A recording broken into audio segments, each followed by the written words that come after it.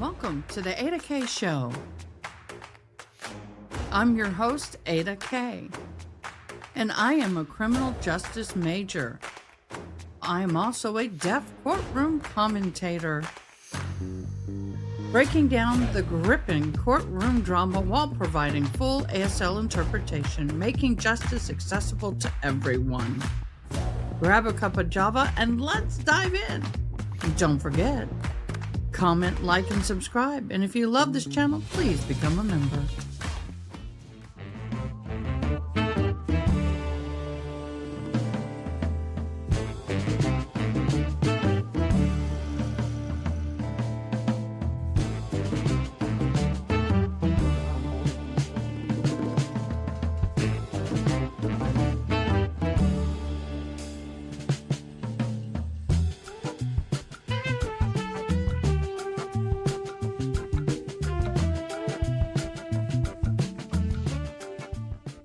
Good Sunday evening, everybody. I hope this finds you well. I hope you've had a fabulous weekend, and I hope you're getting ready for an amazing week. Wow, we have a special guest with us, and I'm excited to have her. Before we bring on Andjela, I'm going to go through and give a recap of what is happening in the Walshe trial. It is very complex and getting very interesting. We're going to do a recap of the Walshe trial, but we are also going to be really focusing on the children on the second half of this show. Weekend should be longer. I don't disagree with you. I have to confess, I have been in bed since yesterday. I have COVID. And so if I'm drinking a lot of water, coughing, sneezing, please, I sound a little sick. I am. But I just could not reschedule this. This is just too important. And I just absolutely love Andjela. So I am excited to be here. So I'm going to read y'all or kind of give y'all an overview of the case for those of you who have not been following in close detail. And then I'll bring Andjela on and we will start diving in. Now, Brian Walshe, a Cossett, Massachusetts man is on trial for the allegedly first-degree redrum and dismemberment of his wife, Anna Walshe, whose body has yet to be recovered. Prosecutors anchors their case on the alleged incriminating Google searches. Wow. You want to talk about cringe? Oh, it was horrible. The physical tools they recovered from the trash just outside his mother's property, and a timeline of inconsistencies. The defense has floated an alternate theory that Anna died of a sudden medical event, and we'll talk about that, and was not redrummed.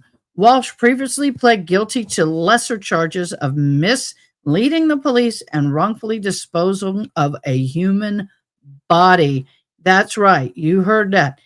How in the world does he not know how she died, but yet he disposed of her remains and pled guilty to that charge? So the timeline and the core narrative of this is as follows. New Year's Eve day events. When Anna was last seen after a New Year's Eve dinner earlier, January 1 of 23, prosecutors allege she was killed and dismembered around the time, though her remains have yet to be found. The digital evidence is a strong focal point. The law enforcement testimony highlighted chilling Google searches alleged made by Walshe. For example, how to dispose of a body. How long does it take a body to smell? How long does it take a body to decay? It went on and on and on. Soon after, Anna had vanished, forming a central plank of the prosecution's narrative. Now, the pretrial developments in November of 2025, the court addressed competency and settled several issues ahead of the jury selection. There were a lot of issues, not several, including the admissibility scope of the newly discovered Google searches and the sensitive topics of pornography. Yes, that has not been brought up in trial, but there was a ton of pornography materials, and they argued against that being brought in, and the role of Walshe's mother. Yes, mother knows best is also a part of this trial. The key evidence are incriminating searches. Prosecutors relied heavily on the Google searches They were conducted by Walshe in the immediate aftermath, framing the show consciousness of guilt and planning. Give me a second. Sorry, my nose. And law enforcement witnesses introduced and explained the data in court. Physical tools recovered. Jurors were shown tools introduced as evidence, including shears, hatchet, and hacksaw recovered from the trash pooled, and the state argued that they were used to dismember the body of Anna. Unfortunately, that dumpster was right near his mother's home. Testimony addressed to Anna's affair introduced the pivotal motive and context for the prosecution's theory of violence following the marital strain. Yes, the lover got on the stand and he had to sit and listen to all of the glory detail. So here's a quick update of the overall map of last week. Jury selection and opening statements were day one. Law enforcement officers and police introduced a 40-minute video of Walshe's interview testimony, chilling Google searches. Day three was the forensic text and evidence and custodians. Tools, hatchet, hacksaws, and shears introduced chain of custody and explained the when, where, how, and why, and text messages between Anna and Brian. Day four, William Fasto, Anna's boyfriend, and other multiple witnesses came in and testified. Day five, additional law enforcement and digital forensics came in. Cellbrite! Yes, our wonderful Cellbrite came in. So the lead detective, Harrison Schmidt, completed the direct examination investigative steps, cross-examining probe potential tunnel vision. Investigators on the search officers presented audio of the police interview and walked the jury through the timeline.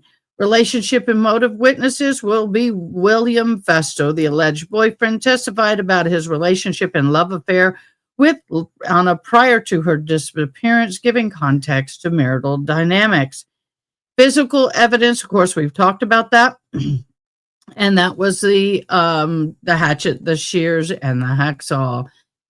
The motions that went forward was a competency and readiness. They did deem him competent to withstand trial. The admissibility scope of some of the evidence and the prior pleas. Here are some of the legal issues that we need to watch for and be mindful in this case. The number one and most important, there's no body. Prosecutors must prove death and criminal agencies without the remains, relying on circumstantial, digital, and physical evidence. The defense can press reasonable doubt and causation and identify the actor. Well, one thing that I thought was interesting is the fact that they brought in the medical examiner when there's no body, because the medical examiner was actually identify flesh from carpet samples on the bottom of a shoe. That's normally not a medical examiner. That's normally your forensic person. Digital evidence and reliability, character and relationships, prior acts and pleas. All of this happened last week. Trial has featured police interview, audio detailed digital evidence on searches, physical tool exhibits, etc., etc. Now, we're going to pause here because we are going to be talking about the dynamics of the children. But before we go there, I'm going to bring on Miss Andjela. Now, Miss Andjela has been here before. She is a fabulous friend from across the pond. Welcome, Miss Andjela. How are we? Thank you so much. I'm doing good. You? That was a lot to spit out. Yeah. But did I get it all? Yeah. But I want to add something. Go for it. So I do hope that Anna's mother testifies, because I know that she was in the courtroom, I think, the first day. I think she may also be. I think someone mentioned that she is in the courtroom. Oh, that'll be interesting. And the reason I'm saying this, because I saw an interview she gave on Serbian TV not yesterday, but last Saturday. It was not in English, right? No, it was not. And trust me, I tried to find it on YouTube. It was not on YouTube. Okay, just FYI, I did a Google search or a AI search on this because I've not recalled her mother being in. And it says right now that Anna Walshe's mother has not, in italics, been reported as present in the courtroom during Brian Walshe's Red Room trial. Okay. But maybe because she's a witness, which I hope she is. There you go. Because in the interview I saw that she gave, she recounted the last time she talked to Anna and the time Anna talked to her sister. And Anna told her mother, and I believe her sister, in the last phone call they had, that she wants to leave. She was planning on leaving Brian. And the reason as to why she was planning on leaving Brian is not because of the affair or something like that. It was because things, and I quote, things were not like it was before. The mother did not elaborate on what that meant. So that's why I hope that the mother testifies. Are you telling me that plant is poisonous to kitties? Yes. Yeah, kitty's not in this room and the door stays shut. Good. That I did know, but it was my sister's. Someone gave it to her in the hospital and I brought it home. You hate the BW name is Brian? Yeah. And I know why, but I am not allowed to say why.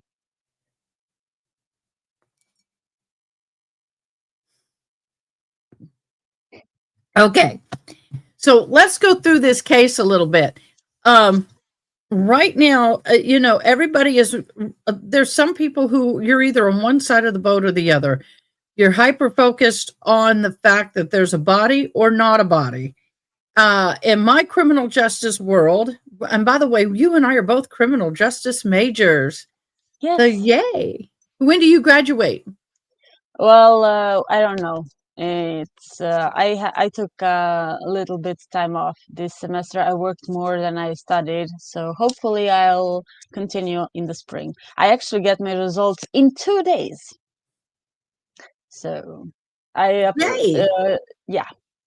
And I applied to a course that I thought I will never do, and that is sociology of law, which is technically law school or part of law school, like.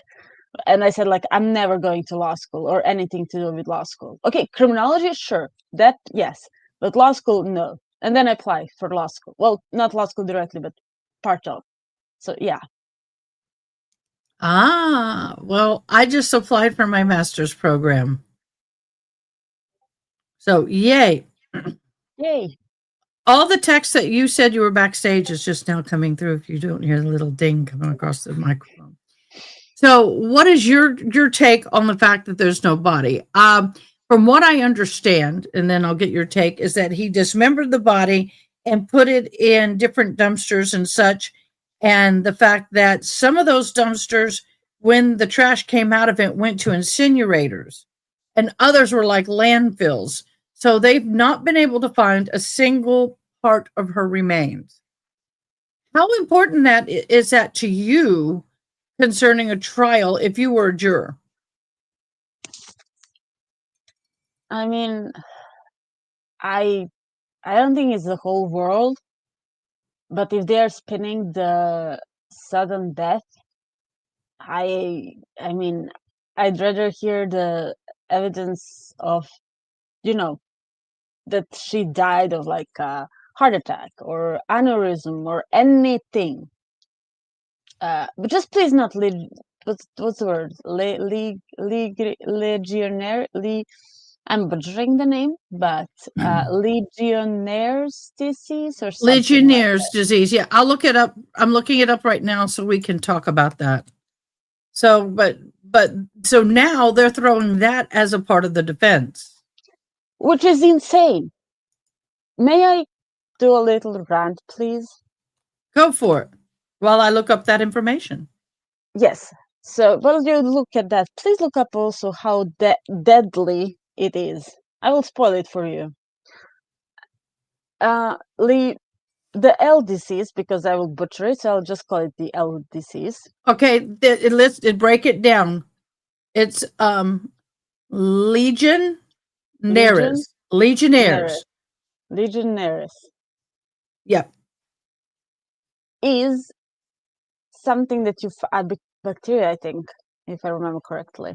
Doesn't matter. It's something that you find in water, and you can drink water that is infected with that without a problem and not get it. How is it spread? If you inhale the water that is contaminated, and then you get the disease. And if you get the disease, you get some very bad. Some of the what's the word? The symptoms are not as bad, but others are. They say here it is a serious type of pneumonia caused by the Legionella bacteria that is breathed in a mist of water droplets that are contaminated with that bacteria. It's not from person to person. Not to person, and not by drinking the contaminated water. Only if you inhale through the nose. Through the nose. And you get this so the pneumonia is like the advanced stage of the disease, and that's where you may die. Keyword may die. You do not. And I worked at the hospital. Trust me, I asked a few doctors, and I was like, can you get like overnight this disease? They're like, no.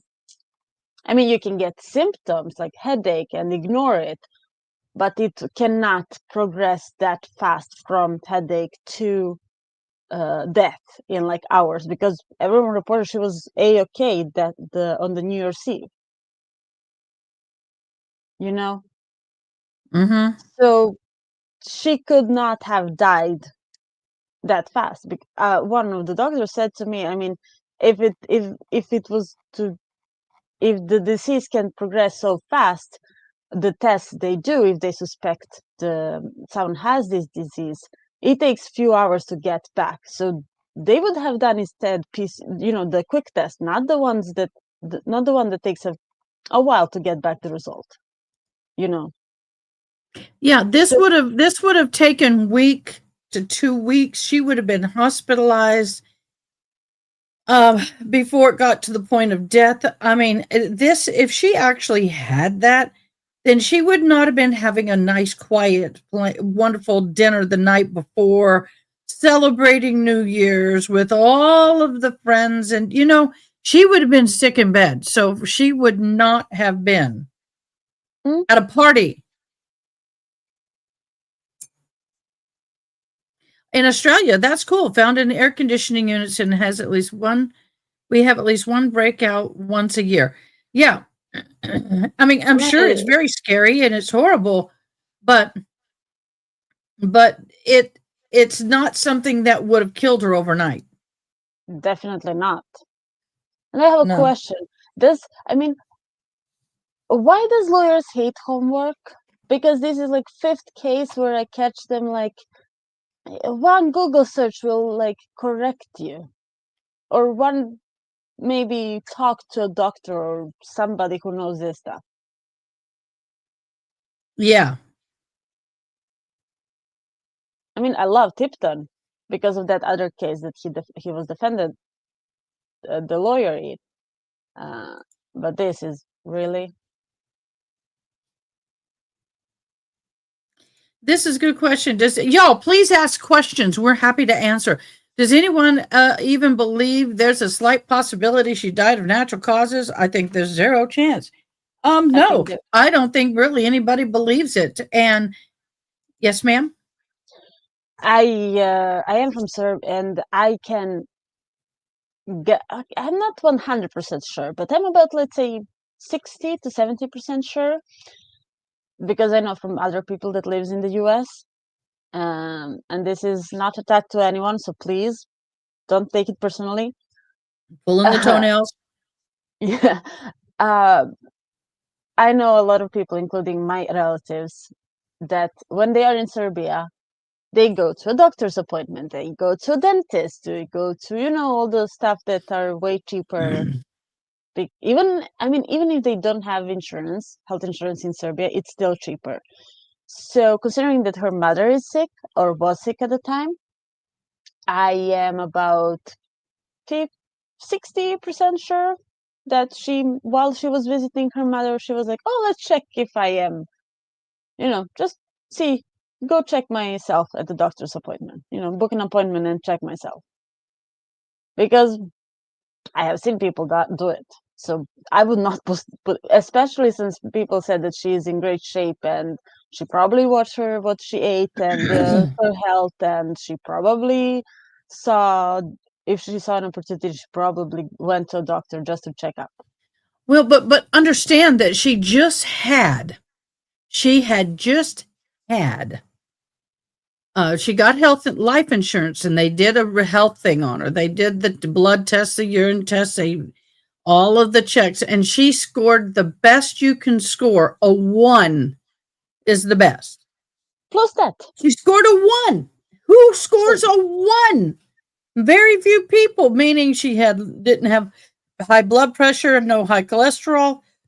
All her labs were good. She was a perfect weight for her height. You cannot be that good.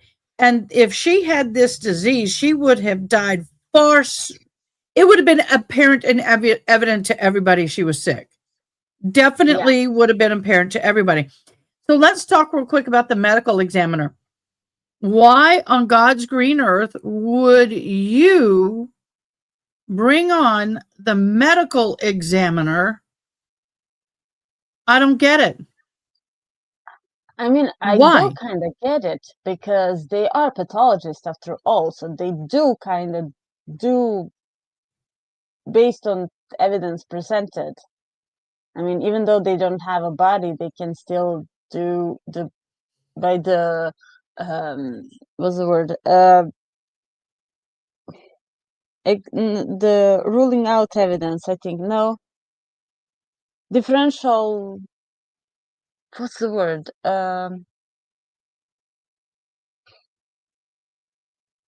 Oh my God, I forgot the word. But like ruling in, ruling out, like the cause of death, or like if someone has a certain, But there's doesn't no have, body. You have but there nothing is to examine. but isn't there like blood or something that he There can? is a shoe that had carpet stuck with what they believe to be blood and tissue of Anna. It's But something. that would go to somebody who's more pathologic, forensic person who But would he take has that her skin clothing. and examine it and do all that. That is high rolling shotgun. Everybody, thank you so much for joining. Let's see. They could have said she died from a black plague and anything else, since there's no body to prove it. Yeah, exactly. Defense is saying that all volunteer questions for the life insurance is not a real physical. Okay. But she did have blood work. They said she had blood work and urine work. And they also, so there was a little bit more to that than just the questionnaire. But even her weight and BMI and all that, I mean, she still was in very good health. Diagnostic. Yeah. Thank you. But to me, the that would be a forensic pathologist who could look at those tissues and do all that, not an ME. Why? That doesn't make sense. But he has the clothing, and there's also He shouldn't have had anything. The ME is not, there's no body, no ME. I don't understand why Canton Bass got the ME involved to begin with. That just does not compute. I'm looking forward to it. Well, for me, it's already today. So yeah. I'm Googling some things while we do this. So, and to answer June's question, it's not Brian's mom that lives in Serbia. It is Anna's mom who lives in Serbia. and I think she lives in. I don't think they're from Belgrade. I think they're a little. Last time I googled, I think it was like southwest. I think of Belgrade. Okay, here I googled the ME situation. Evidence found, even without a body, a ME can testify about the following: what injuries would be expected given the alleged dismemberment tools. Now, they have not gotten to that point yet. Whether digital searches like how long before a body starts to smell align with typical decomposition patterns, I think that's a stretch. How blood evidence and forensic finding point to violent death rather than disappearance. That is a forensic pathologist's point of view. And that is, it just doesn't make sense to me. But hold on. What does make sense is the fact that, but they've not done this. And I think this is why I'm confused. They have not talked about yet. Now, he'll be back on the stand Monday morning about the tools and dismembering a body. If they go down that road, I can see an ME being brought in to discuss what that would be like. But hold on, like, okay, I googled this, but just so you know, this was due because I am a crime fiction writer as a hobby, and I may have googled similar things, not the same, similar. Do you want me to Google? So, so the reason why I'm saying this, it takes time, but some of these searches was also connected to Ken Reed case. That's why I'm remembering now. How long does it take for a body to decompose?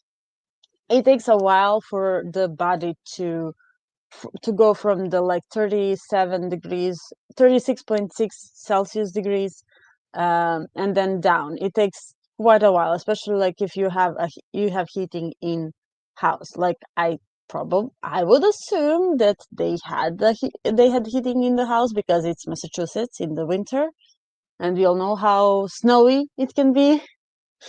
Well, but it would take the humidity, the cold, the heat, the health of the body. If alcohol's involved, there's a lot of factors that could factor into the decomposition time frame. Correct? Yes. And yes, Mr. Yu, everything comes back to Karen Reed. Well, it's in the same. It's in the same jurisdiction. How hard I mean, it's impossible. By the way, oh my God, Sarah, do you know what time it is at me? It's 2:26. Look. Oh my God. Y'all, we got to thank her because it's 2:26 a.m. her time. It is. Shall I Google how long to die in the cold at 2:26? Yeah, Google how long to die in the cold, or how long for the body to smell, or how long for the body to decompose. Yeah, let's go down that road. No. But in reality, let's get back to the decomposing of a body, especially if you've watched Bones. No, I'm kidding. Bones is a great show, but it's not always accurate. It's great for the TV. But in reality, though, the decomposition of a body really vastly varies. And if she is dismembered and put into trash bags and put in the dumpsters and exposed to the elements and it's cold, it's going to take a lot longer than if she's left in a warm, moist environment, such a home with a heater. I mean, it's just all different, all kind of levels of, and factors. I mean, don't forget, he was spinning the story that she was alive at 6 a.m. or something. Yeah. By the way, y'all don't forget to subscribe. If we hit to 4,000 subscribers by December 31st midnight, I'll be getting a tattoo of a Highlander and you guys will design it. So please go subscribe. Welcome back to the channel. If you're new here, don't forget to hit that subscribe button. Thank you very much. So let's you know, I did not know when this case started. No, I may have to munch on something to keep the cough at a minimal, so don't get frustrated with me if you see me munching. But I did not know when the trial started because I didn't know a whole lot about this case. Werther's, that she had a boyfriend. She had a lover, and there was a love affair. And do you think that was his reason for Redrum? Do you think that is what caused him to do what he did, if you believe he's guilty? I think she told him that she's planning on leaving. Because if she told her mother and sister, I think she may have even told her Brian. And then I remember something. His conditional release was on the fact that he was taking care of the kids. And if she lives with kids to the DC, his conditional release may be revoked and he may be put in jail until he was sentenced.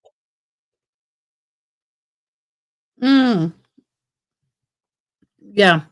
But so I mean, on one hand, on the other hand, someone reminded me, and I don't remember who. I think that person may be here in chat. If you're here in the chat, please say it was me who reminded you.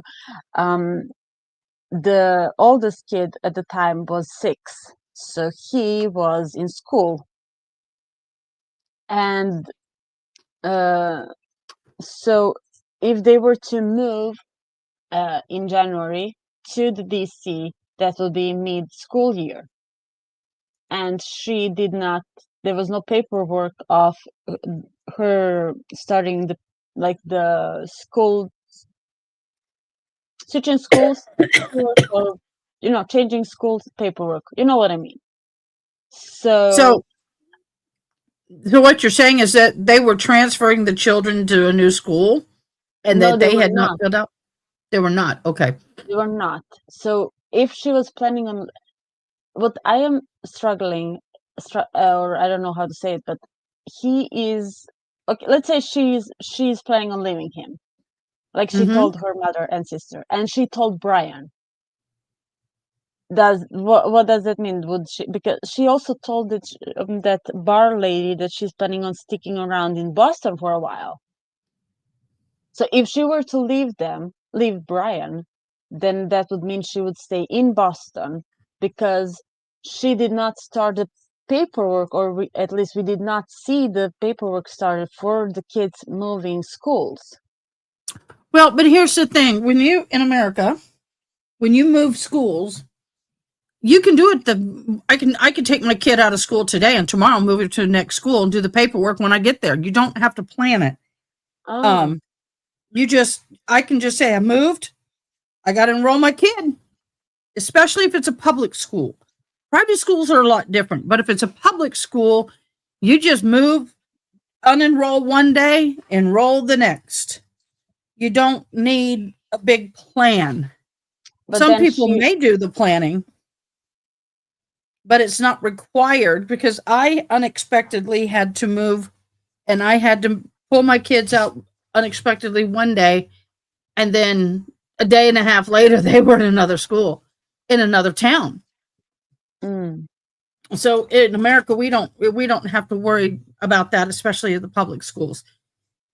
But let's talk about these beautiful babies. But before we do, I want to talk about his mom. His mom was married to a doctor. They had money. He was not raised with a silver spoon in his mouth, although he could have been. But what do you take on the mother? There is no way she didn't know something was going on. No way. Because where were the kids? Okay, the 2 youngest one were in daycare, daycare. But where was the oldest? And that's on second and third. Okay, the daycare lady said that they came to like second, third, and fourth, I think, if I remember correctly. So, and that was the two youngest. But where where was the oldest one on the second, third, and fourth? And also where were all three in on the first? You know? I don't know. So where was she? And how much did she know? Well, from what I understand, she knew enough because she hired a private. Oh, I'm sorry, June. I'm going to answer that. Give me a second. June, can you do me a favor? If we're talking and there's questions, star them, and then I'll get to them.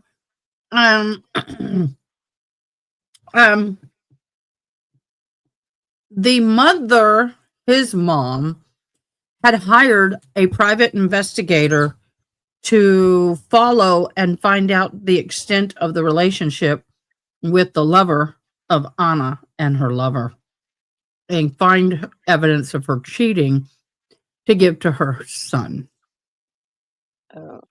If mom is involved to that level, she knew more than what she's given us. Yeah. Okay, let me read this answer for you. The question is, I have a question. Could anyone positively say it's first degree and not second degree? Well, let me give you the qualifications so you can decide that for yourself. In the state of Massachusetts, first degree redrum requires proof of deliberate, premeditated, extreme atrocity or cruelty, or that the killing occurred during the commission of another serious felony. Second degree redrum is an unlawful killing with malice afterthought, but without premeditation or the aggravating factors. So the second degree would be, say, Andjela and I had a fight. I get angry and I unalive her. Second degree. First degree is if I planned it, went and bought tools, at any point showed a plan. That is first degree. He went and bought tools. They have receipts. And those very same tools they recovered with her blood. That sound like a good explanation? If not, go for it and expand on it. Oh, well, it does expand. Go ahead. No, it doesn't expand. I'm just following up on what the music where Brian said. It's invasive. That's sick. What mom does that. Well,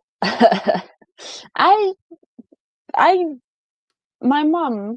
I mean, I know that of a few mother-in-laws that this is nothing. Yeah, exactly. Here, let me read this. In Brian Walshe's case, the first degree redrum argued that his actions, including alleged Google searches about dismemberment, disposal, and cleanup, shows planning and intent.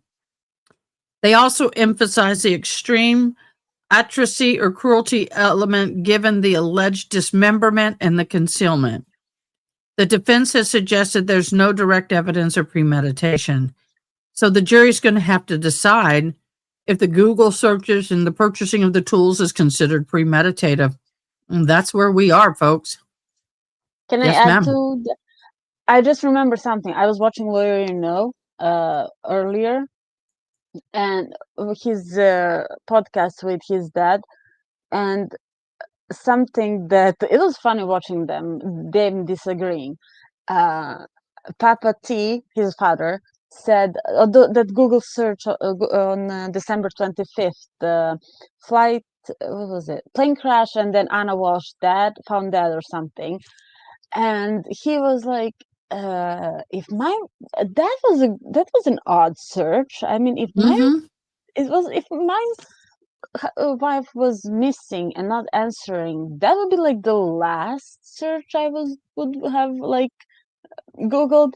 Absolutely last. Okay, plane crash, sure, but the name of my spouse and found dead, it would be like the last thing I would have Googled. It's fishy, that Google search on the 25th. Yeah, so the Google searches were prior to the Red Room, and then the cleaning supplies were right after. But that still plays in first degree. Yeah. That still plays in the first degree under the cruelty part of it because he dismembered her. Yes, he did. I may have misspoke. I'm sorry. I'm trying to think of the timeline. But the Google searches and all of that happened either just before, the day of, and right after. But they're going to say that,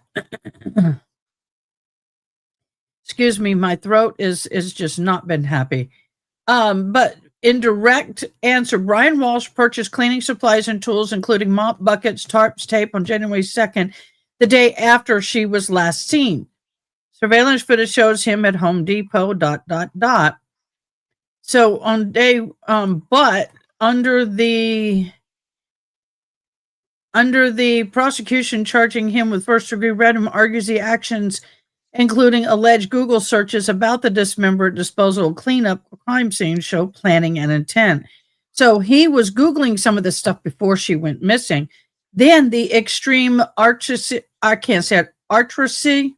cruelty element is where, with the alleged dismemberment and concealment, makes this a first degree. So that second element makes it the first degree as well. But it'll be ultimately up for the jury to decide. Ultimately.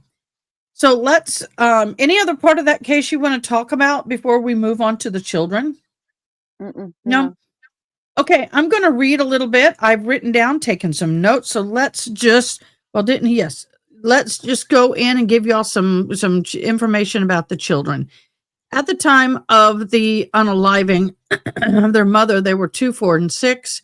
They were all under the age of 10, I think, or was it 4, 6, and 8? I thought it was 2, 4, and 6. 2, 4, and 6. At the time of the death of their mother. Immediately impact is when Brian Walshe was arrested in January 23, Massachusetts. I used to live in Manassas, Virginia, so forgive me. Massachusetts Department of Child and Family Services took custody of the boys. The children were eventually relocated to Serbia to live with Anna's mother, their maternal grandmother. Judges have been careful to shield the children's identity and limit public discussion of their circumstances during this trial. So, the maternal grandmother, Anna's mother in Serbia, primary caregiver, took custody of the 3 boys after Brian's arrest. The legal role, she petitioned for permanent guardianship to ensure stability for the children. The emotional testimony, public expressed grief over the loss of her daughter and concerns for the boy's future. Her caregiving role has been refined in court filings, especially regarding custody and welfare issues. The paternal, or the father's mother, Brian's mother, she lives in Massachusetts, attempted to maintain contact with the children despite Brian's incarceration. Her involvement was complicated by Brian's arrest and the children's relocation abroad. Defense motion occasionally refers to her role, particularly in relation to the family dynamic and Brian's support system. The Department of Child and Family Services intervention, Massachusetts Child Welfare Authorities initially, like I said, took custody of children. The transfer of custody to Anna's mother in Serbia required coordination between Massachusetts courts and that of Serbian authorities. Both grandmothers have been involved, but Anna's mother has priority custody. Grandparents' rights. Now, I want to touch on this for a minute. In the United States, each state has their own grandparent rights. So let me do the... I know all about it in Texas, but I don't know. Let me see what it is.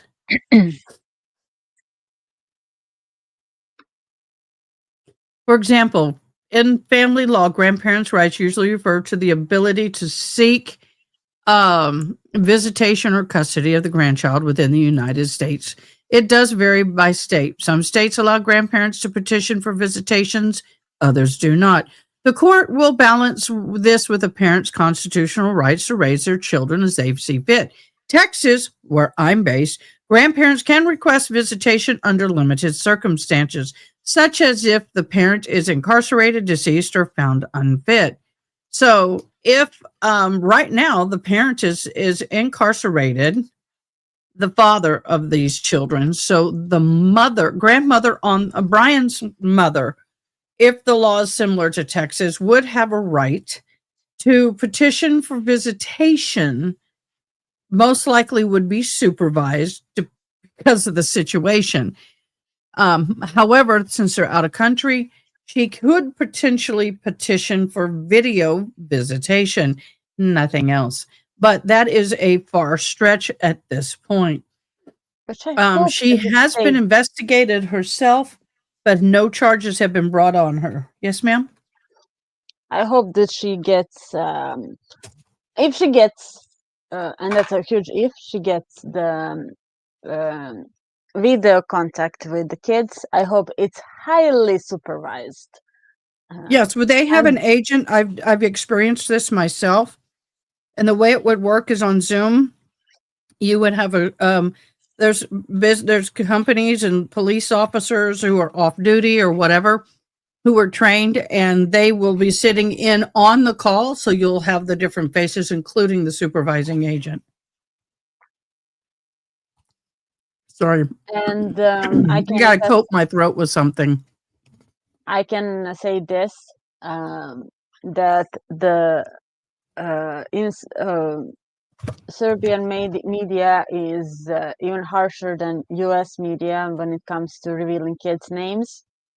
You'll be lucky if they sometimes don't even release names of the people above 18. They release maybe a first name and then the first initial of the last name, but it's a lot like just initials, and age. So, but I haven't tell me what you. Go ahead. I haven't seen any reports. Not that I have watched if they have talked about children living in Serbia or something. I think they're trying to protect them as much as possible. The interview I saw with grandma, she was there. I didn't saw the kids, and she was talking about Anna and the last talk they had. So can you give us a rundown on that video? Tell us more what you can remember, what information you can glean for us, because we can't, there's no video here that we can access, right? No, I tried to find it. Well, it was just, they talked about, first and foremost, this is the TV program that I do not really watch. Not that I watch TV at all. But and Dad was watching news and they were talking, Brian Walshe's case starts on Monday. They chose a jury, and then we have an interview with, it was like, and then they said like a short about the case. He's accused of murdering Anna. Anna's body was not yet found. And then they did an interview with the mother. She just talked about Anna, that she hopes that Brian gets convicted, and that I think she mentioned something about his plea, changing his plea, but I don't remember that. Well, interesting. I did pull up key points from her interview. Maybe I can read a little bit and you can comment. Okay. So, Anna Walsh's mother, Milanka, is that how you say it? Yeah, Milanka, yeah. Oh, it was good. For me, that's a good thing. Gave an interview in Serbian media after her daughter's disappearance. In those interviews, she started sharing the last text messages Anna sent her, where Anna asked her mother to come to Washington because she said, Brian, we're not getting along. Quote. These interviews were widely covered. So here is some snippet breakdowns. Last message, Anna texts her mama. Mama, and it's been translated. Okay, it's in the original language and then it's translated. Can you come to Washington? Brian and I are not getting along. The timing of this message was just sent before Anna's disappearance on January 1 of 23. Her reaction was that she showed these texts to Serbian journalists expressing disbelief that Brian could have harmed her daughter. So the Serbian media emphasized that Anna's roots in Belgrade and the strong interest in this case in her home country. These interviews highlighted Anna's fear and tension in the home before the disappearance. They provide emotional testimony from her mother, though she had not been called as a witness in the U.S. trial. And she is not on the witness list. I did pull up the information. There's over 100 names, and her name is not listed on either side. The Serbian coverage underscores how the case resonates internationally, especially in Anna's hometown. Okay. First, that interview is way before. The one that I watched was like, what would be like, if she's in the US, like some reports say, she may not be in the courtroom, but she may be in the US. That interview is like 2 weeks ago or so, because she didn't mention the plea, and and she said that she is hoping that Brian is going to get convicted. Also, Serbia and Serbian news. Siberia is northern Russia. It's okay. Very controlled. Very controlled. Well, she did. Here's just two more quotes. Translation. Milanka told the Siberian reporters that Anna was worried. She asked me to come, but I could not right away. Now I regret not going. And then she goes, I couldn't believe he could hurt her. But now when I see everything being said, my heart is breaking. So that is the mother's words. So this is text. And the one quote that I have is when they were talking, when she said, I am leaving because things are not like it was before. Wow. So I firmly believe, basically, in my humblest of opinions, that she told him she was leaving. He got angry. He killed her in the throes of a fight, which is what usually happens. I mean, the most dangerous time for a woman in an abusive relationship or in a relationship that can become abusive is when she tries to leave. That's the most dangerous time. So, is this starred? Let me see. For visitation between grandparents would have to go through the consuls. Also, there would have to be supervising agents, definitely. Someone asked earlier about Brian Walshe, if he's from Serbia. No, he is not. They met in the U.S. when Anna was working. She was living in the U.S. for 2 years, or about 2 years, when they met. So she was not what would be considered a Russian bride. She was already here. She was already here. Yeah. I wonder what brought her here. I think work. I don't know. I think I read somewhere it was work. She was working in a hotel as a manager or something like that. Some position like that. I don't think it was manager, but something like that. And that's how they met. Let's see. Anna came to the U.S. as a career real estate and hospitality management for Tishman Speyer, the major real estate company in Washington, D.C. Her professional ambitions, combined with a marriage to Brian Walshe and raising their children, anchored her life in Massachusetts and D.C. She was born in Siberia, raised in Belgrade, Siberia. So yes, that's what it was. So by 2022, she was working in a regional general manager for this company. So she was pretty up there in her career. That's a pretty decent job. Yeah.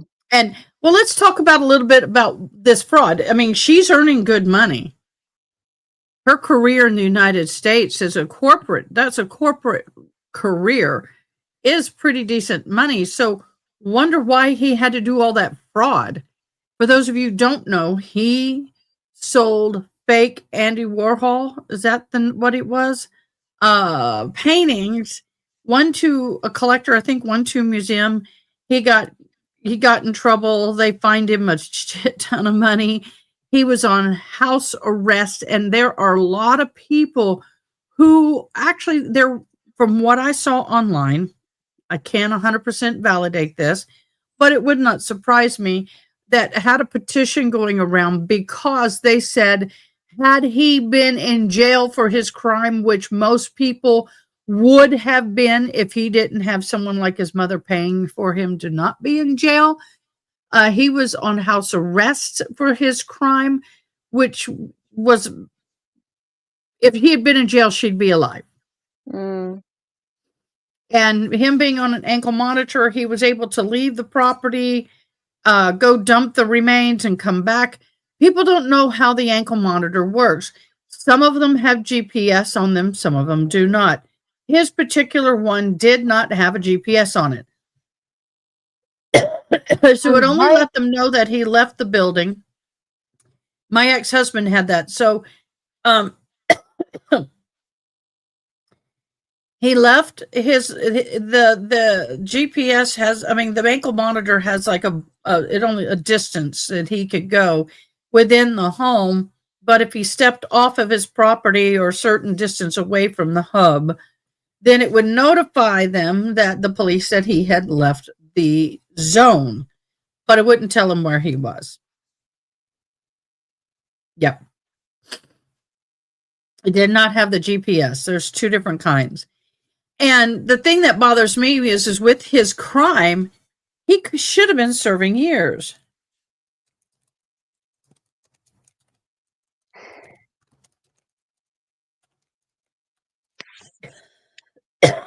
Excuse me, hold on, I'm looking.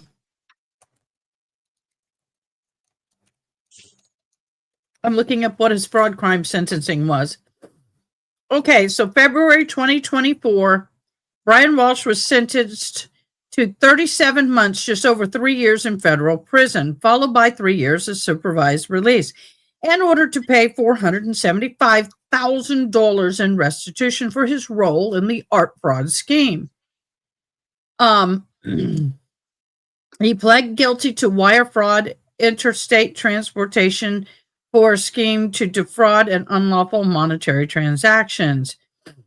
He got the 37 months concurrent on each count, supervised release, but why was he still why?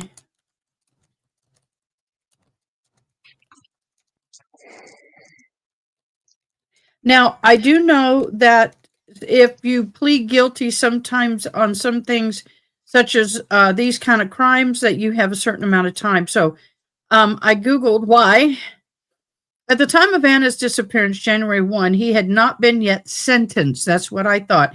So between the time he was found guilty and the time he was sentenced, his attorney was able to keep him out of jail and on house arrest. But don't forget that partially because of the COVID-19 court backlog, it affected his case. While awaiting the sentencing, he was still out on bail, but under home confinement with the ankle monitor, which was allowed to leave his home only for specific purpose, like taking children to school or medical appointments. So it did not have the GPS on it. He was allowed to leave at certain times of the day. He had to notify them, I'm going to my child's school. He had a certain amount of time to go there and get back. Experienced that in my own personal life. Wow. What is this? Ah, okay. Is this your page? Y'all go click on her page. Y'all go give her some love. So, anyway, so he had all that going on. While all that's going on, he's got children that are going back and forth to school, and she is earning the income to hold down the fort. Yes, ma'am. I found another article. Sorry, but I found another article. A fresher interview, and I had to retract. Okay, this is from 3 years ago, so some of this information might still be up to date. Her mother said that she is unable to go to the U.S., nor does she speak English. That Why she can't come here? She doesn't know where would she be, where would she go. Also, everything regarding Anna's estate is handled by Anna's sister, who lives in Canada, so it's easy for her to go back and forth. Got it.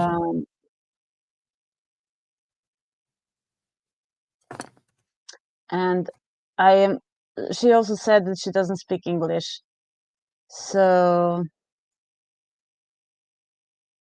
I'm hoping that the kids know Serbian, because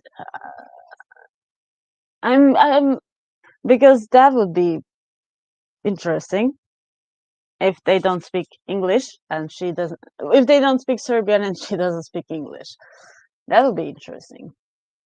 Well, it's going to be interesting for the children. Let's talk about those poor babies. They're now lost their mother, lost their father, being uprooted and pulled out of a country that they have been born and known in for all their lives, and moved to a country that they don't know their language, and the grandma doesn't know English. This is going to be a hellacious adjustment for these children.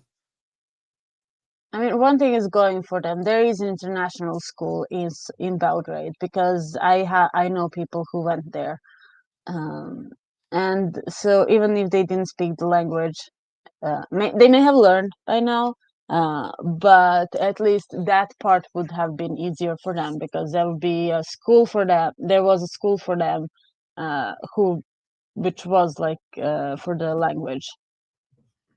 Sorry, which they could have what's the word, lessons in English in language they understood.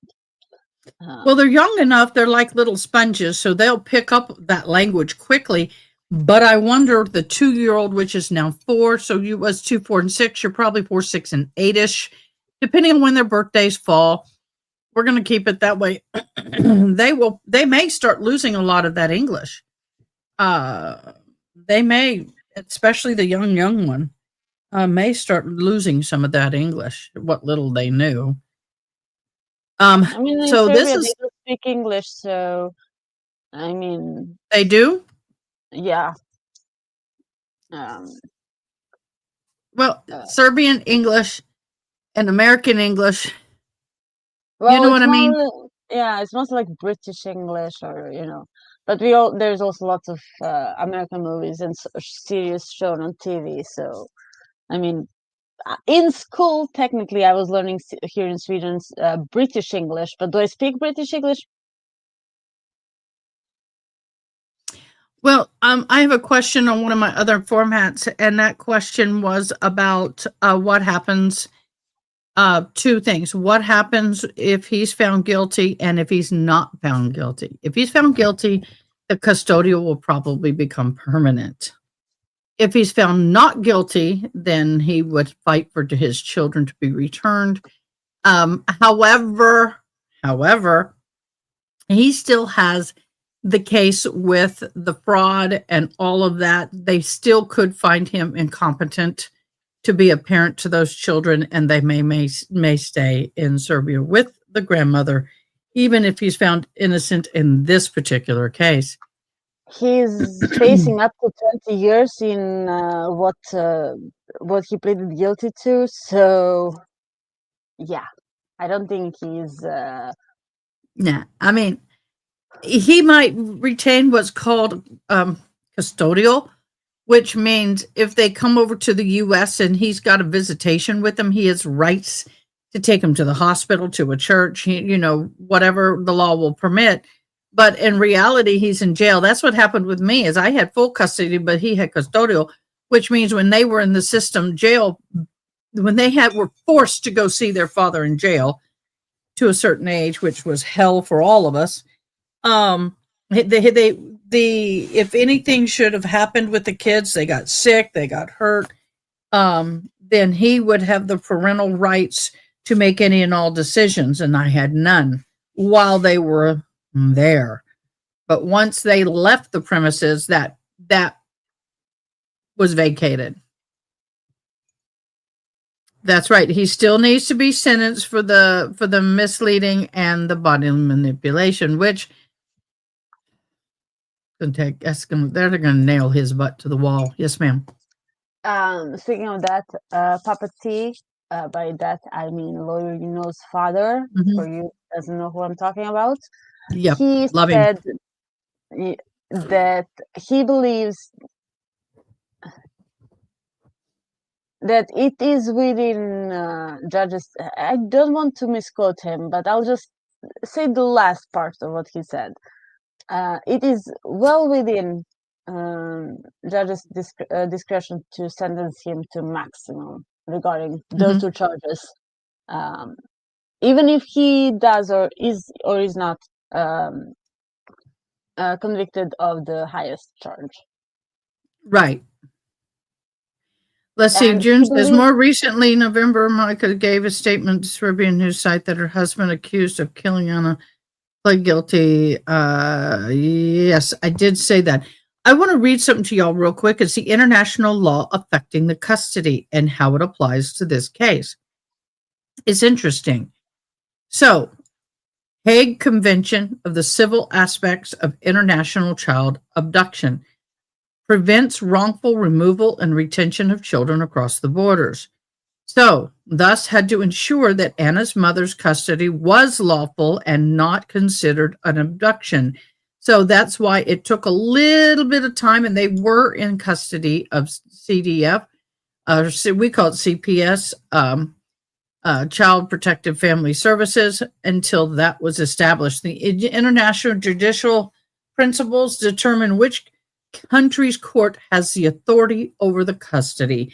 In this case, Massachusetts retained jurisdiction initially. Siberia has now assumed the guardianship role. So the guardianship role is no longer within the continental United States. The best interest of the child, UNCRC standards, which are the global principles guiding the custody decisions, supported the placement with the maternal grandmother for an emotional and cultural stability. Brian's mother, Diana Walshe, lived in Massachusetts and attempted to maintain that contact, but did not receive custody due to Brian's legal issues and her connections. Massachusetts courts and the Serbian courts authorities worked together to ensure the children's legal relocation and protection. The privacy protections, judge restricted public discussions of these children. So in this case, Anna disappeared on the 1st of January 23. On the 8th, Brian was charged. On later in the month of January 23, the children were placed in custody of CDF and the family interviews due to parental unavailability. Anna's mother, February and March, petitioned for custody. Maternal grandmothers, Serbia requested this guardianship of all three boys. In the spring of 23, legal coordination began. Massachusetts court worked with Serbian authorities to approve international transfer. Mid-2023, about June-ish, the children relocated to Serbia. Custody granted to Anna's mother. The children were moved abroad. Late 23-24, Brian's mother was seeking visitation. Paternal grandmother in Massachusetts attempted to maintain contact. In 24 and 2025, custody was stabilized. The children remains in Serbia with Anna's mother. courts prioritized it was in the best interest and continuity.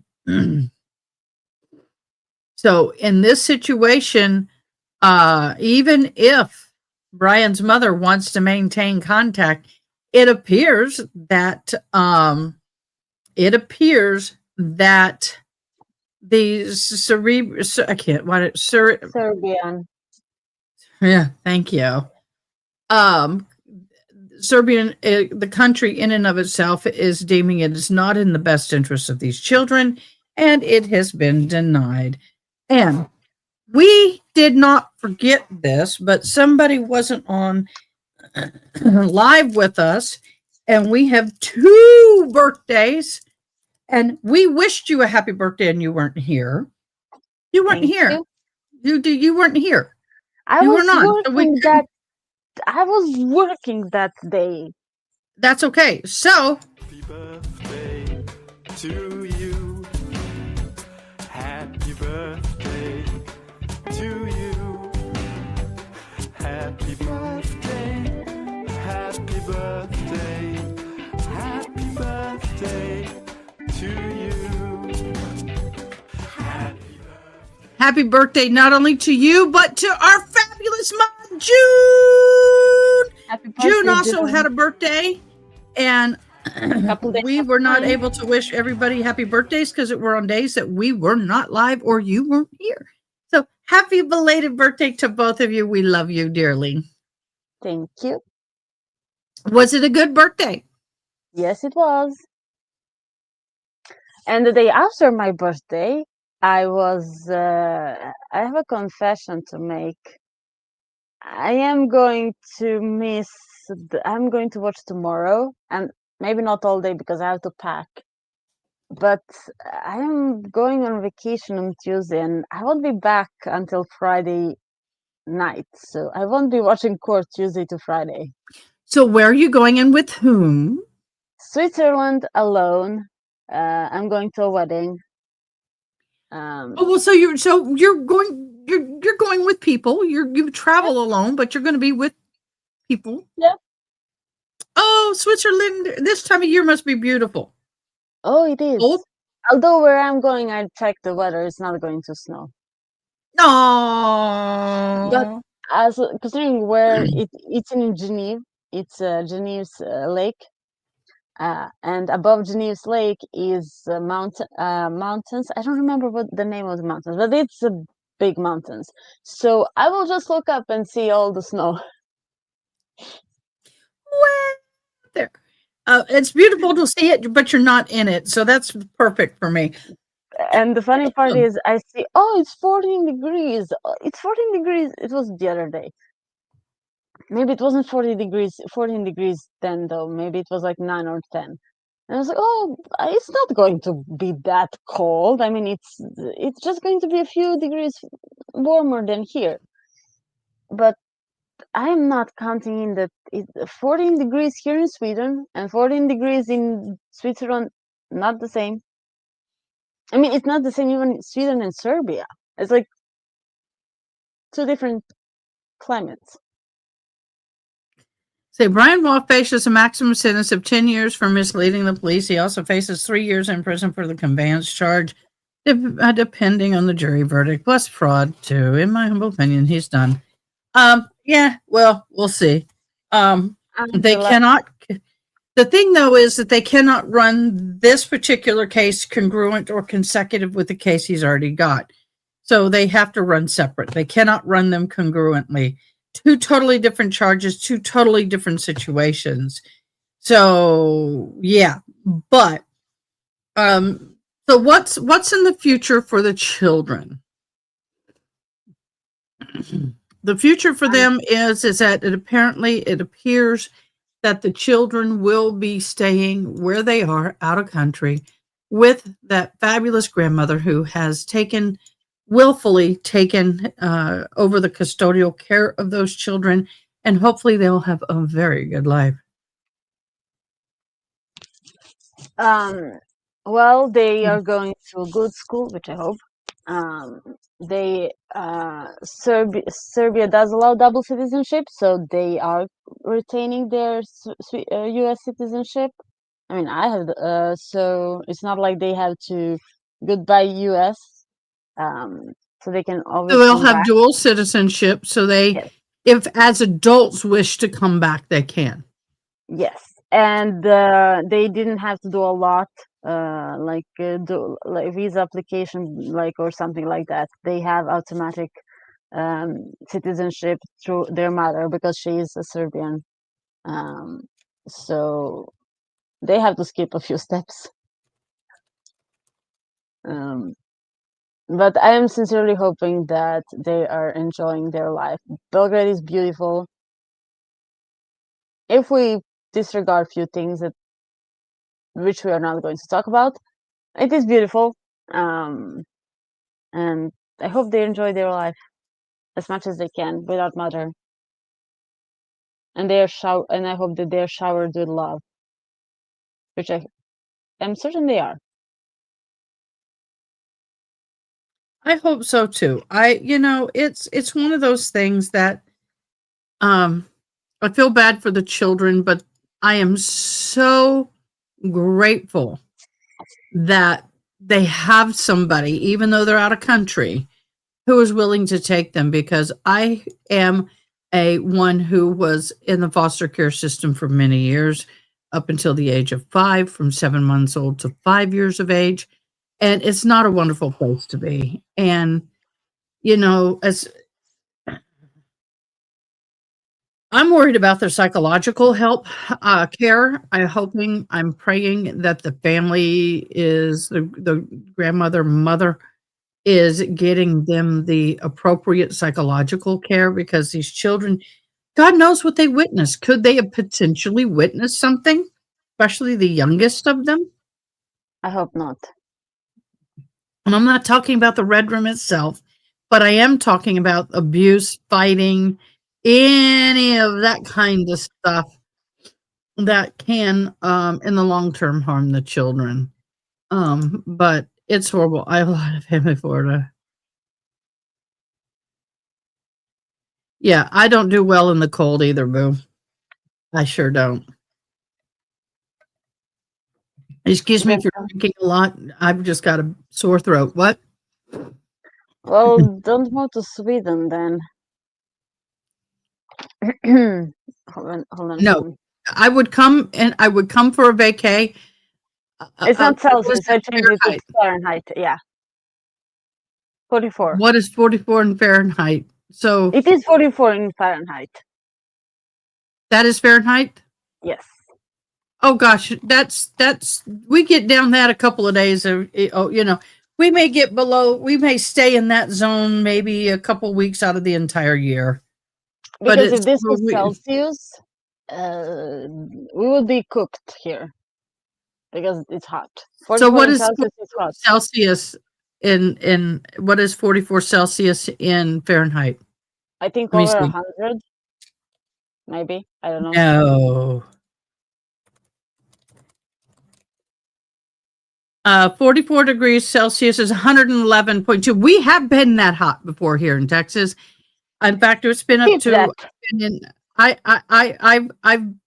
I was in Arizona and Nevada when it was 120, 122.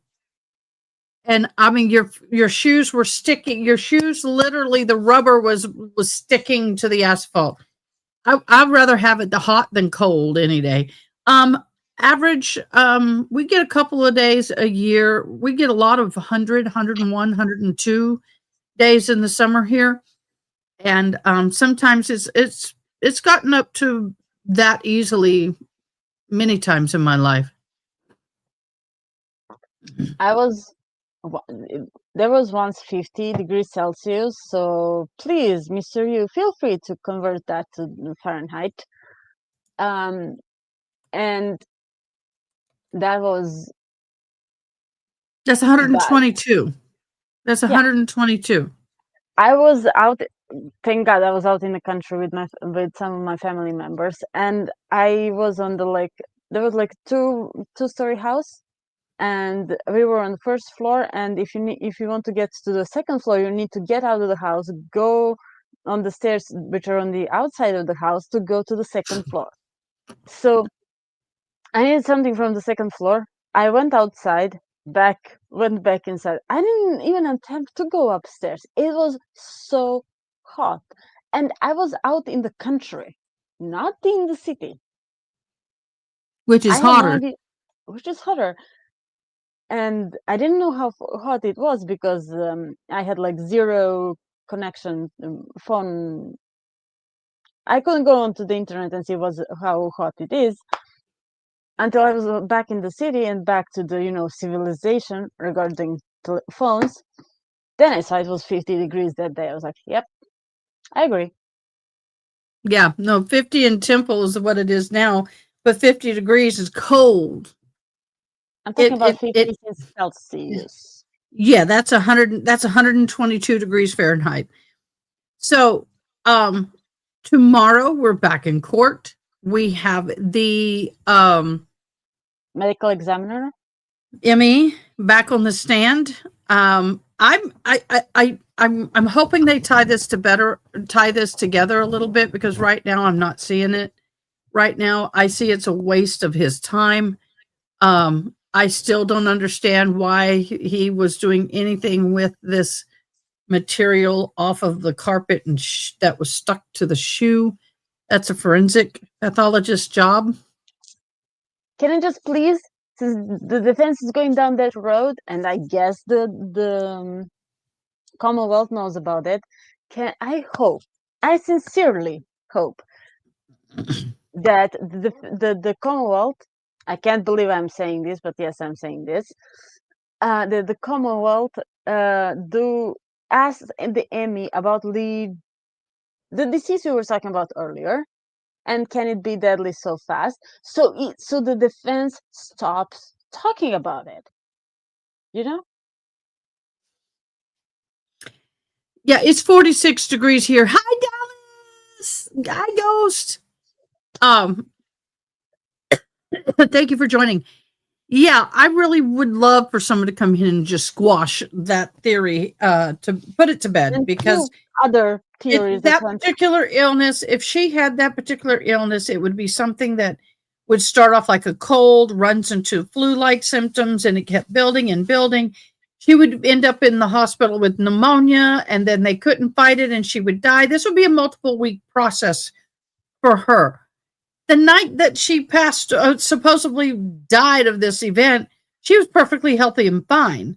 So there's no reasonable thought that she could be perfectly healthy and fine, and then a few hours later be dead with that disease, or being that medical condition.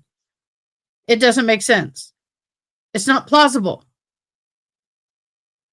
No, the ME has not given a manner of death other than homicide or unknown. Okay, because I need to do something in the honor of few people. They will know who I'm talking about as soon as I mention this. So last week we had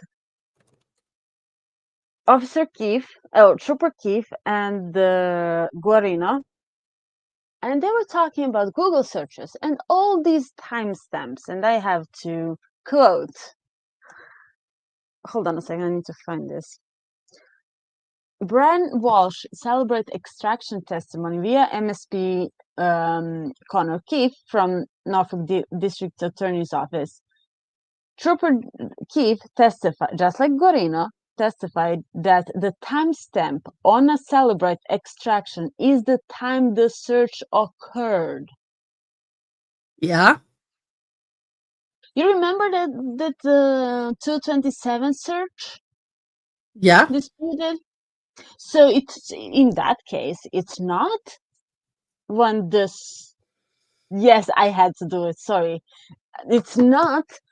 So in Karen Reed case, it's not when the search was made, but in this case, yes, it is when the search was made. I caught on to that. Actually, you're right, and that is something that. And I'm going to go back to the ME because I need to clarify. Sorry for this. No. But you're right. In one case, they're saying that it was not the exact time of the search, and in another case, they're saying that it is an exact time of the search. So, yeah, we've got a lot of inconsistencies between. They did bring up Trooper Proctor in this case as a lead investigator, but that's all they said. They didn't go any further. And I was like, dang it. So that's as far as it went. And that's all I'm going to say. I don't want to go down that rabbit trail, but yes. Okay. So they were not looking at the same timestamp. We're not. Right. Okay. But I want to go back to the homicide thing. Officially, they've not called it anything. Here's what it says. The direct answer is this. Give me a second. I moved it. Okay, let me get back to it. Okay, so at this point, there's not been issued an official manner of death of Anna Walshe because her body has never been found. The absence of remains means that there's no autopsy to report establishing cause and manner of death. However, unofficially, they're saying it's a homicide. No body recovered. Anna Walshe remains have never been located. Without the body, the ME cannot perform the autopsy to determine the cause and manner of death. Prosecution argues circumstantial evidence that Brian Walshe Google searched surveillance footage, DNA items in the trash, and tool purchases prove Redrum with premeditation. The defense is claiming that Anna died from sudden unexplained death on New Year's Day of 23. And that Brian panicked and disposed of her body, avoiding loss of custody of their children. Because there's no ME ruling, the trial relies entirely on circumstantial evidence. A medical examiner is an official manner. No official manner cause of death is declared. They have not declared that, but everybody else is declaring it, including the prosecution. That's why they're charging first-degree Redrum. So that is, I wanted to make sure it is apparent to all of us and most of the people watching this case that it is a homicide. That's why they're charging him, and that's why we are here in court. But the official thing is not.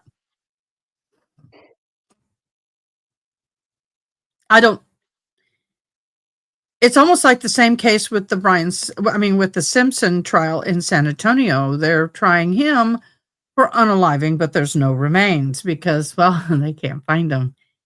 And he has supposedly given hints on where she could potentially have been. And they've gone and dug and done everything they can do to try to find the remains, but have yet to find her remains. Is this not tracking? Okay. There we go. The matter of death did seem similar to other cases. Yes.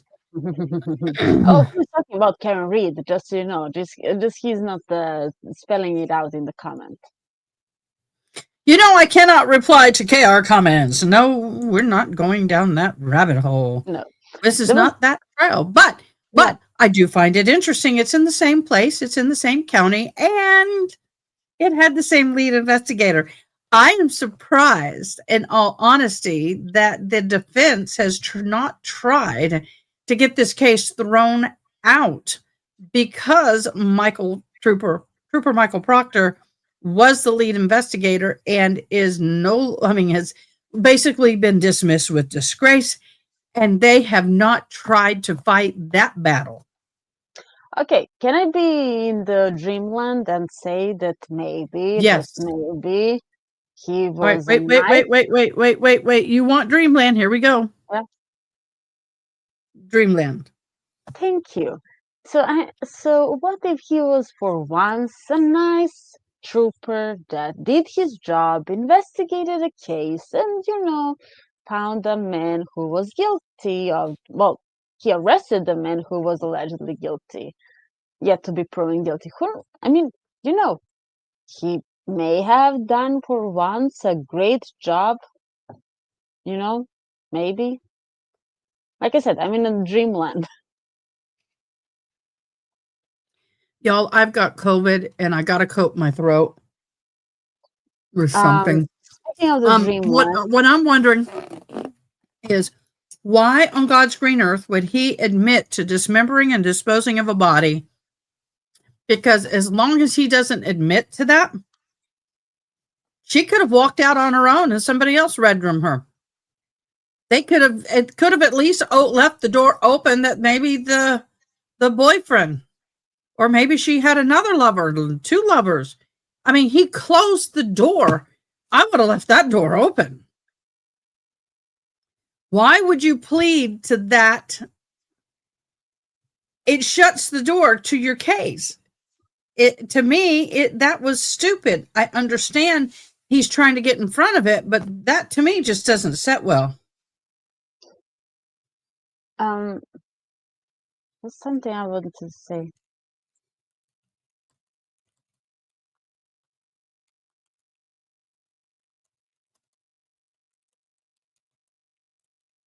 Yeah. Does the defense really want to go to expand the searches and go down that rabbit hole? Because something is bugging me, and it didn't start bugging me until the defense started the whole, oh, why didn't you do the extraction from earlier than December 25th, you know? And that got me thinking, I mean, what are the chances that sometime in the history, like in the past, prior to 25th, because we don't know what happened prior to 25th, Brian Walshe Googled how often is the garbage picked in Boston or Manhattan, where they lived. The garbage pickup? Garbage pickup. Then maybe some places are twice a week. Most places are once. But he wouldn't know. So that, I wonder if he Googled that. Well, he would know because it was near his mother's, and his mother would know when her area, because everything's sectioned in quadrants. So yes. Area, by the way, I want to answer this before we forget. It's not about letting all of people charged with Proctor go, but I'm just saying I'm surprised they didn't try that. I did some fingers do the walking. And Brian Walshe plead dismemberment of Anna's body is not about opening the door to the third person theory. It's calculated move to explain forensic evidence while maintaining that Anna's death was sudden and not red room. The defense is betting that jurors might see concealment as a panic rather than proof of homicide. I still believe that if I was in his shoes, I would have left that door wide open. The defense did try some pretrial motions regarding Proctor, but they didn't go very far. I know they did a little bit. But I'm surprised they didn't take that all the way up to Supreme Court. But okay, he knew. Let's back to the garbage. He knew. Let's say he knew about his mother's. Did he leave? Did he throw away in all the garbages, like just in his, like, or that would, I mean, I would be like interested if we have gone back before 25th, like what else would we have been, you know what I mean? What else would be there? And then I'm wondering if he Googled also, where does that said garbage end up? Well, now that wasn't showing up on his Google search. None of that have I heard yet on any of his Google searches. But if you live in that area, you know when the garbage truck comes. I mean, I know that my particular area, it comes on a Tuesday. And I know that like where my friend who passed away lives, hers came on a Thursday, only because I was there when it came one day. But I'm sure his mother knew after the fact that he had red roomed her. Oh, yeah. Because it's too close to her home. I would be shocked that she didn't know something. But also, he put her in multiple trash cans. If I understood it correct, and I may be wrong, so don't hold me to it, But the arms and legs were removed, the head was removed, and the body. And if I think I recall, and I could be wrong, that there was at least 3 bags, 3 different bags. And I know at least one of those bags, at least one, went to a garbage dumpster that was, and some people have different companies. You have the city and then you have private. One of those dumpsters I do know and I recall that was a trash pickup that was incinerated. So that particular whatever, whether it was the heads, legs, and arms, or the body, torso, whatever was in that particular can got that body got cremated. Just say it. Good luck on finding that. But the others, I don't know if they could even go and do a search, because they searched like crazy for the Simpson trial. They went to the San Antonio dump. I mean, it has been now 3 years, so almost 4. Well, I meant originally. Yeah. Yeah. So her remains are gone. And so at this point, ours run every Tuesday except for after holidays and Monday. Yeah. But now that you explained how first degree works in mass, I am already fully guilty of first degree. I think a lot of people are. I think I am surprised at the fact that Miss June, we often disagree, Miss June, and that's okay. I love your perspective. Miss June, do you agree or disagree? Where are you at in this trial? What is your humble thoughts? Do you want to come on and talk about it? Or do you just want to chat in and text, type it up in chat? And then we're going to get ready to go in a minute because Miss Andjela, it is now 3:00 in the morning for her. I hope you get to sleep in.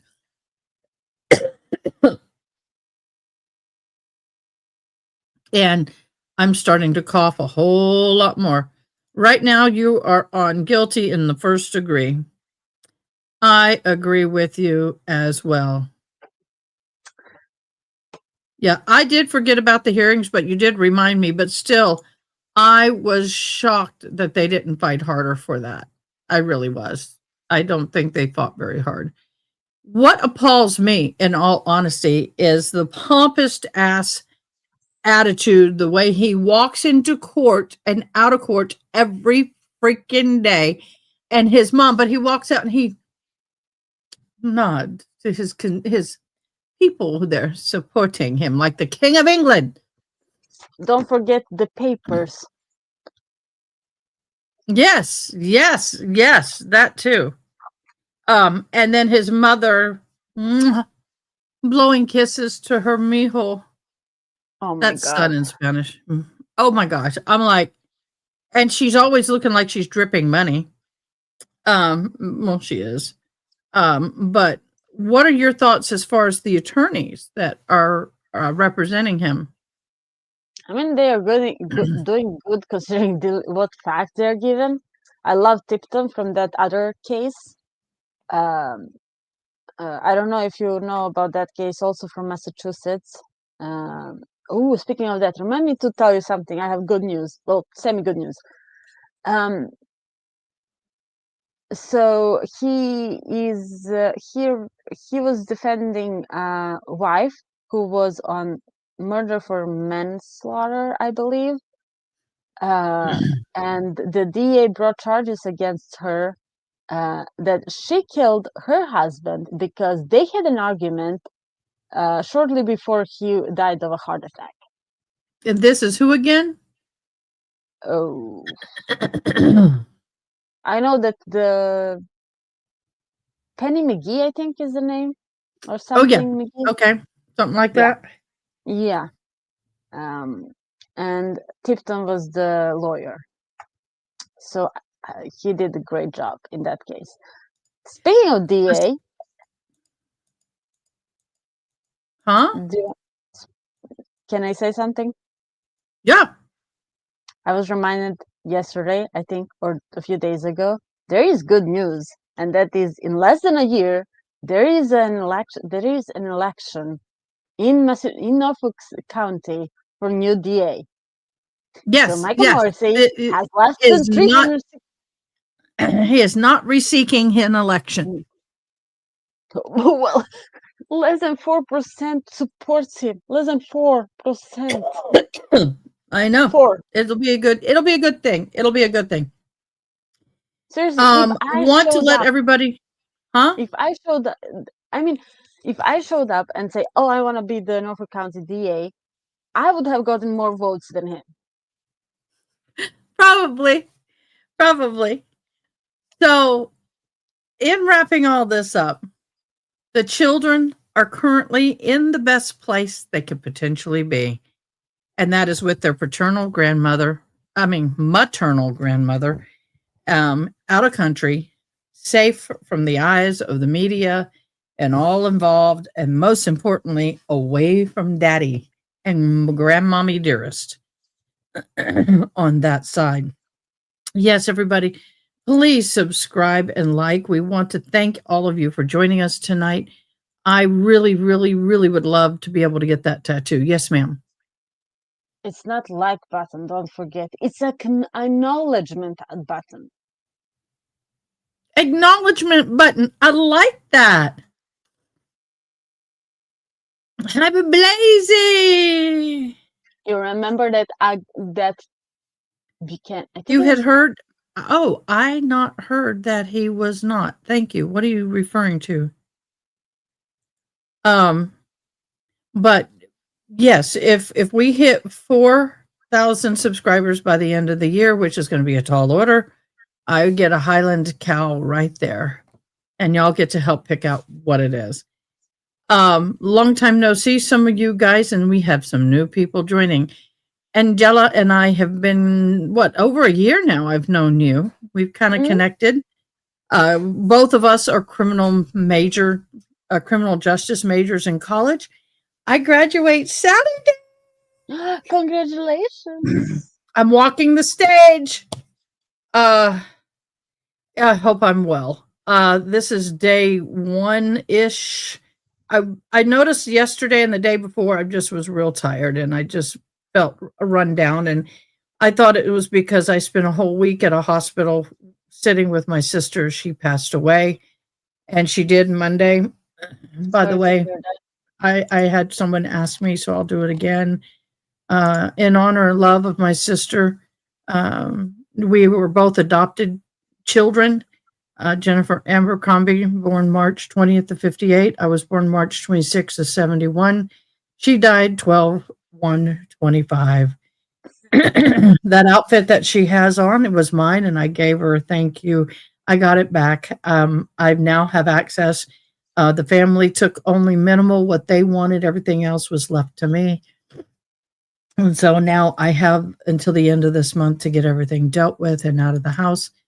But she will not be, of course, at my graduation in physical, but she will be there spiritually.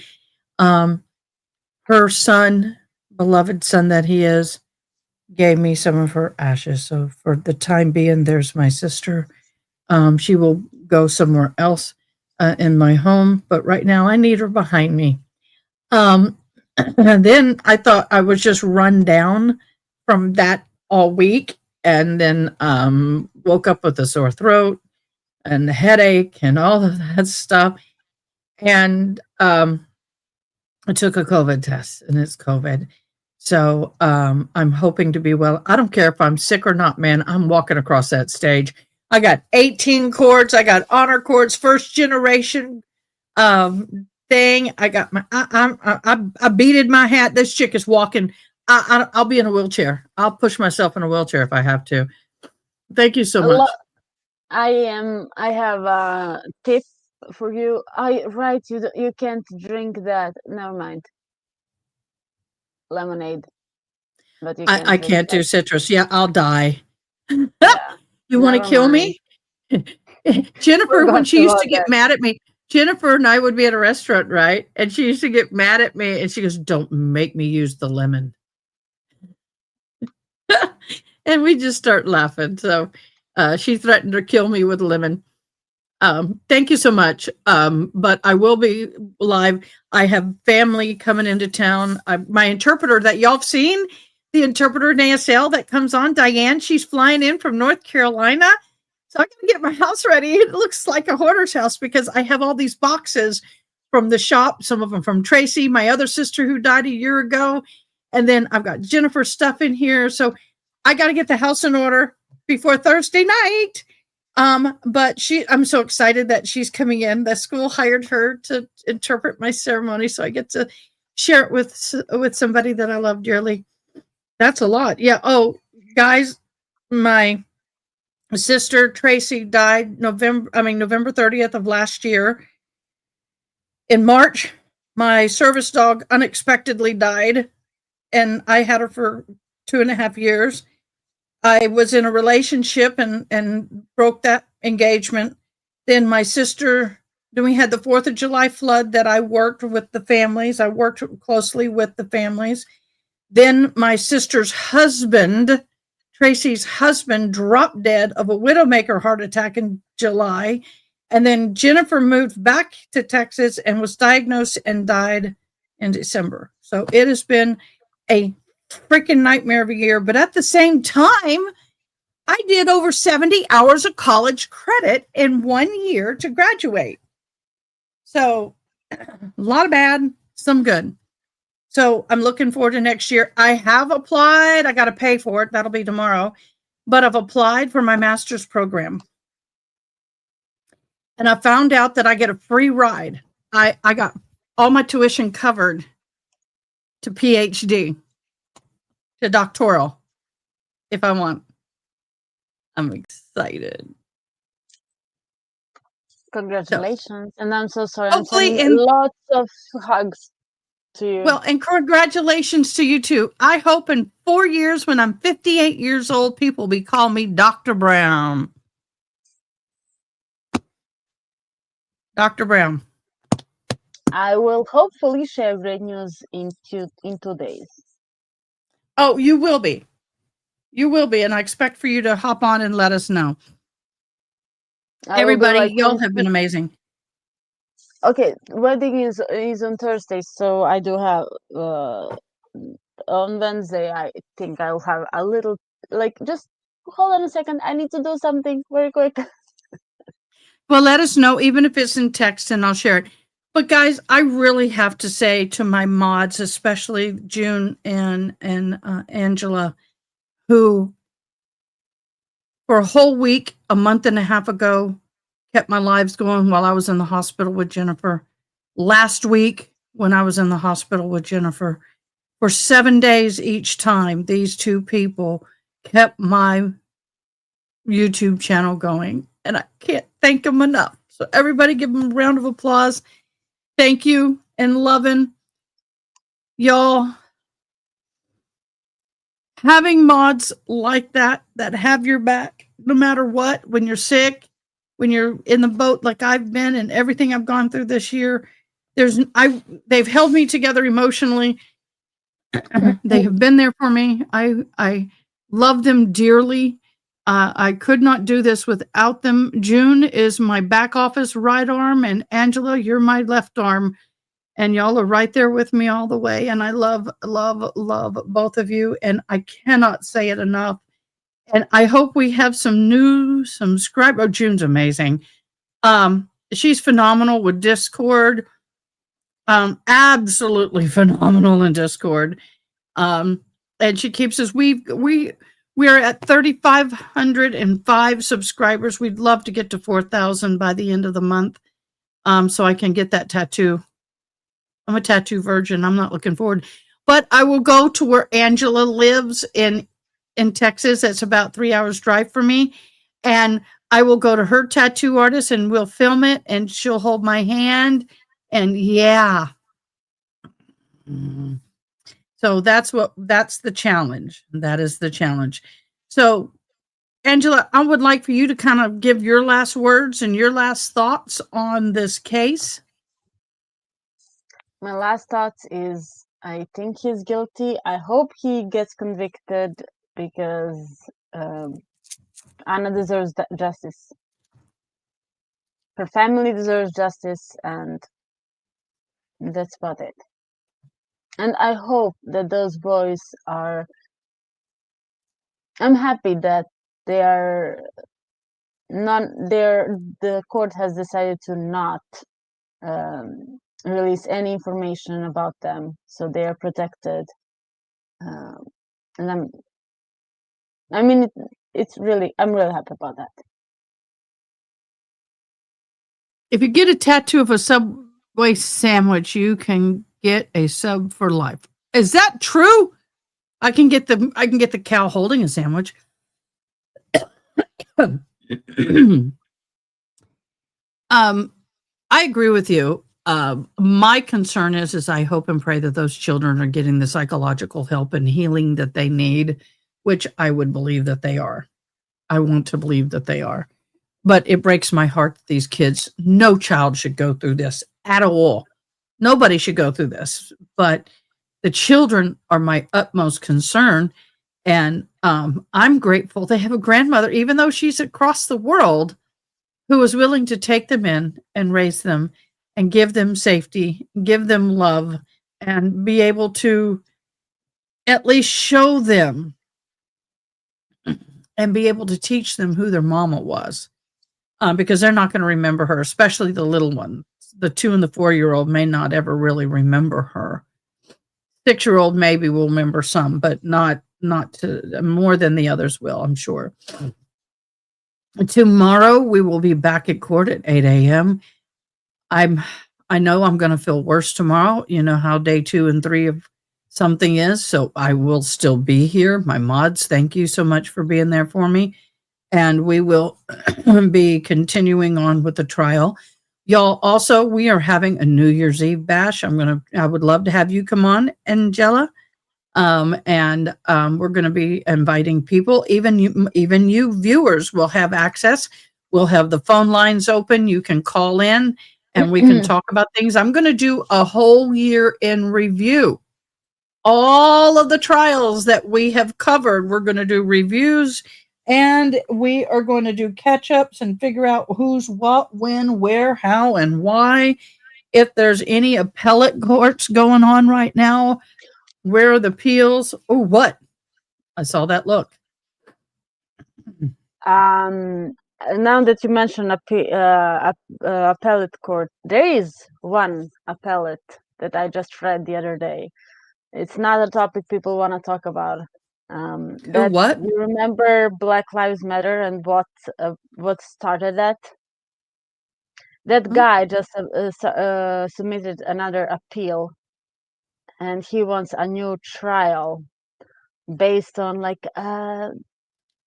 the doctors did not use the approved scientific method or something like that, and it was okay to use kneeling. According to Yay, Will.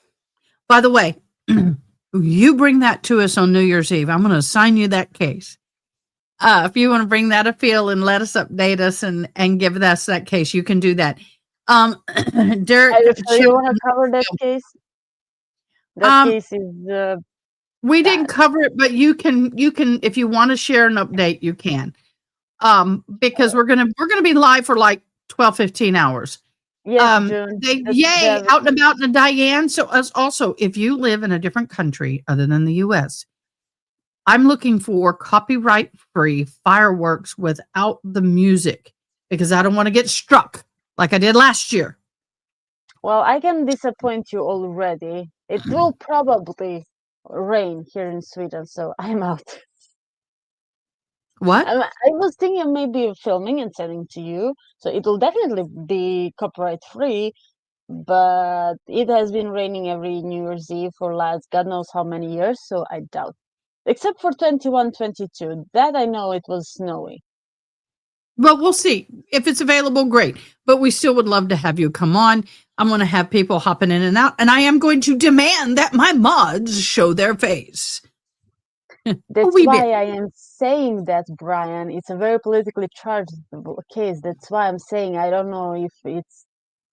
And the what I read about the appeal, it's what lawyer in their sane mind wrote to that. I'm just gonna say that. Well, this is one thing I love about our chat is we can talk about highly charged cases because my mods, we don't put up with crap. You can say, in my humble opinion, I agree or disagree with this logic or this case or this verdict, but we don't put up with a bunch of stuff. So we'll see how it all goes. If it gets bad, then we'll stop. We're going to start off. I'm thinking about starting potentially about 3:00 on New Year's Eve, my time, and go until possibly 3:00 in the morning, my time, because we want to catch California, and they're 2 hours behind us, so that would be 2 a.m. So we want to at least go to 2 a.m. on the 1st. So it's going to be a marathon of a live, and I know people will be hopping in and out, so we'll see how it is. Bickering, what did Miss June say? Bickering is okay as long as it's respectful. And if not, we will give you a warning and say, we're getting a little heated. Let's calm it down. And if you do, we're all good. Also, Alaska and Hawaii. Yeah. So, yeah, we're going to be up a long night. That's right. If you put MIHO, I think you're pretty safe. What, ma'am? I saw there is a case. I think there is an interesting case going on trial. I think February. I don't remember when, but I remember the info about the case sounded very interesting. I need to find the info because it sounded very interesting. Not your typical run of the mill case, you know.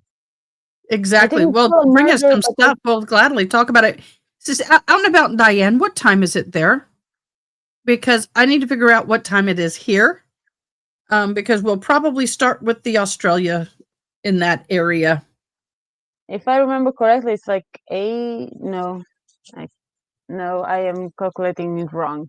I know if it's 8 p.m., 9 p.m. here, it's about 6 a.m. in Sydney. Let's see how off I am.